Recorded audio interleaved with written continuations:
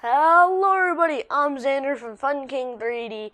Welcome to this week's episode of Xander's Thing Thursday. I think everyone should have a little tank in their life. Xander's Thing Thursday, hey, bringing 3D printed things every single Thursday. It's Xander's Thing Thursday, yeah, Xander's Thing Thursday. I found this cute little model called 3DTankor on Thingiverse. It is made by Patenaude. I hope I didn't butcher your name. I printed one normal size, and I was going to print another one larger, but my mom said it was too cute and just print two normal size so my brother can play with them. The actual first one I printed, for whatever reason, popped off the bed and I had to cancel the print. They were both printed in different filaments.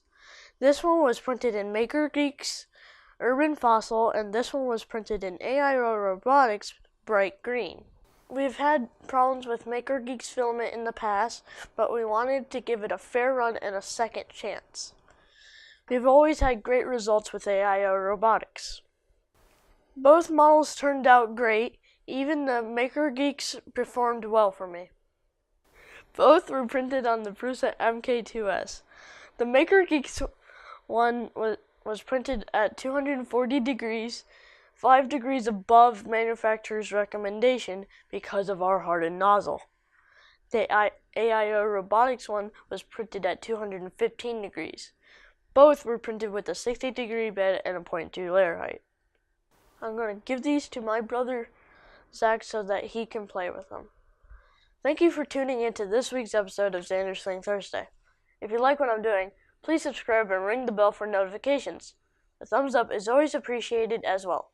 Until next week, as always, print on. Hey everyone, so knock knock. Who's there? Tank. Tank who? You're welcome.